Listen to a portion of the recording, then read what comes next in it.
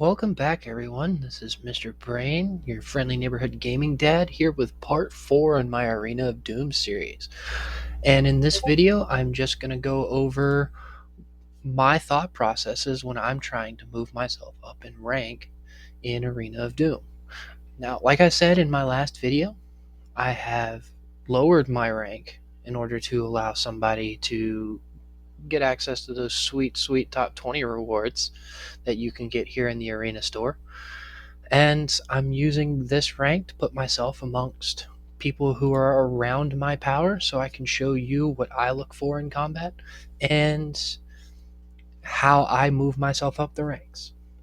Now, if this is the first video you're seeing, I urge you to please go back to my playlist, watch the other 3 videos I have on Arena of Doom currently, which go over composition, targeting, as well as just the basics of what Arena of Doom is. And once you've watched those videos, come back and we'll go through upping our rank in Arena together. So, to start things out, let's pick an enemy and see if we can find a mistake that we can exploit. I'll just click here, nice 17 million, a little bit over my own power, and here I see a couple of mistakes I can exploit. I apologize to Shadow 14 for amplifying his team here, but hopefully we can make him a little bit better by showing him where his issues are. Now, if you're looking at this, some of you may already see his mistakes, some of you may not. But I'll go over them with you one by one. His first mistake is having non-tanks in the front row. None of these can really take a hit. Jaden has a nice defense buff. Bella can normally out damage whatever she's taking in a 1v1, but not from a tanking position. And Catherine is just to deal damage. So having her in the front row where she's going to die a lot quicker is never a good move. So what I'm going to do to exploit this is I'm going to take out that Bella. Since it has 112,000 troops, I don't want it to survive for too long. So I'll keep my troops stacked right here on the front, and if you paid attention to my targeting video, I'm going to leave Jaden right here, so that when he shifts around to the low side, after these two take the high side, he'll be closer to Raigoro, maybe those buffs will hit. And if for some reason these 3 can beat Raigoro in a 3v1 before I get to them, Jaden will be the next person attacked, which will leave my 3 damage dealers completely alive. Now, let's start this one off. Now, I still don't understand why Jaden decides to go south in this instance.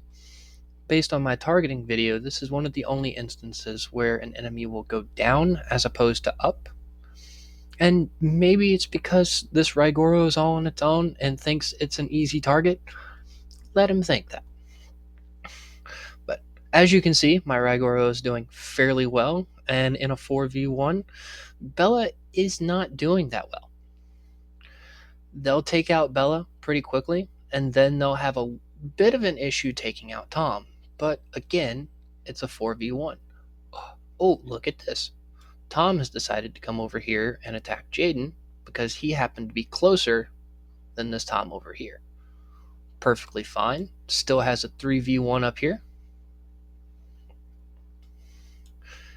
Raigoro still well over half health. We'll go ahead and speed this up because it doesn't look like I'm going to have any issue winning this fight.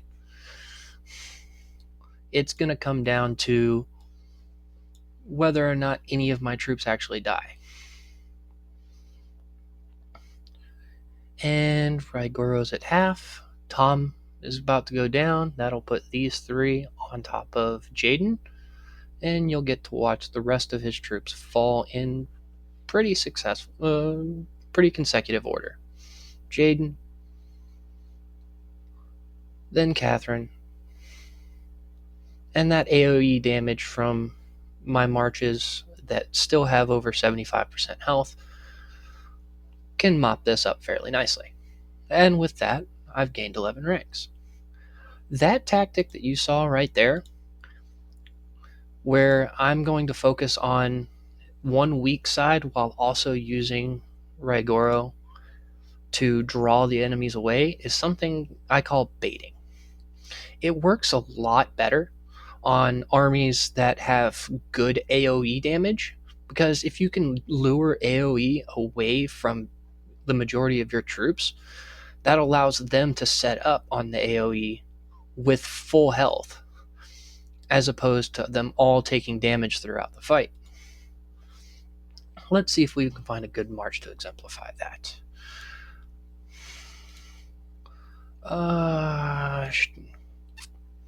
Oh, poor shitass. Well, I know that shitass doesn't have a problem with having his arena team displayed like this, because he's not very proud of his team. But we will try it anyway.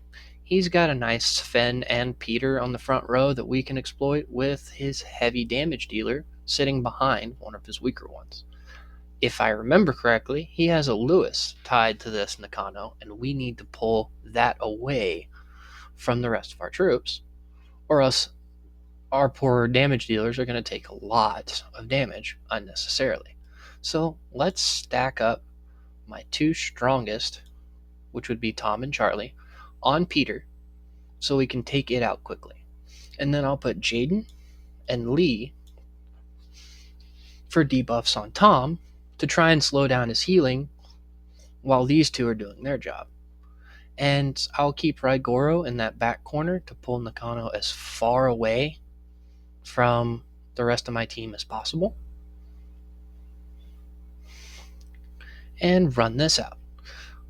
Nakano Maya has a Chun involved. Still don't want to be in that AoE. His Peter does have a Lee, but since I'm stacked up on him, it's not going to last that long. As you can see, Peter and Charlie are making short work. Tom and Charlie are making short work of Peter, and then it's a 4v1 on his tanky unit down here. And because of how I set it up, all four of them are going to stack up on Sven. Sven Bella, not designed to take much of a hit, but they did manage to beat Raigoro. And it looks like I'm going to end up with 3 troops left, because they are hitting my Jaden as I want them to.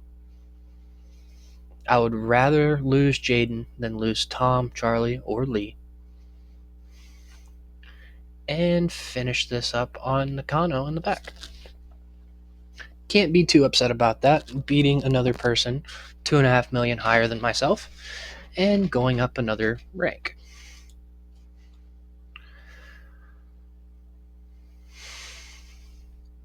Now, need to get back into my top 20. There's a couple of people I know that I can take on in a fair fight, and some that are iffy. This is another baiting and focusing situation that I can exploit. Bella is not going to do so well on her own, and I can stack Raigoro against Jaden. Even with that debuff involved, I'm going to draw Lee this way. His Raigoro, I do not want to take counter damage, so you do not want to target a Raigoro that's sitting here if you can avoid it. And since Zia also has AoE damage and healing, we'll be pulling her away from the rest of the fight. I'll put Jaden like right there, like I'm supposed to, and move into this fight. Now let's see if I'm going to be able to beat someone 3.5 million higher than myself. I'm taking really good trades down here for the Raigoro. He is falling a lot quicker than my first fight, but I'm going to beat Bella long before Raigoro falls. And I'm stacked up on his Lee Lewis, arguably his heaviest hitting unit. Maybe second to the Jaden Adut, depending on if he's getting a lot of AoE damage. But I took that away. It does look like they will be able to beat Raigoro while I'm trying to break his, but it's not going to make too much of a difference in the long run. and I'm likely going to win this fight with 4 of my troops still left on the field. Finish Raigoro. Zia at level 33 isn't going to do too well, and Jaden Adut is falling very quickly as well. They will likely die around the same time. And there's that. I'm back up in the top 20 without much issue. Now, there are still people up here I couldn't even dream of beating. Kev, despite being only 20 million in power, consistently beats me without breaking a sweat. XYZZZ also does fairly well against my armies. I don't think he can beat Kev yet, but I haven't seen them fight yet. And again, no. Shadowtech is built like me, just 5 million points stronger. If I remember correctly, he prefers his infantry as well. Save for Lewis and Catherine, he's stacked in infantry. Catboy appears to have weakened himself. Do I have anybody else that I can hit for this video to try and show off a little bit more baiting thought process? No, Naruto, I end up losing to. Whis is behind me. Just for giggles, I like to try and test myself against Lucy, because she also does the Bella on this side, as well as Catherine down here. Probably the closest I come to beating anyone at 20 million or higher. Well, let's watch how this goes. She'll likely win, but 4v1 stacked against Bella, I'm not doing as good trades as I need to. I've stolen Lee Lewis's AoE for now.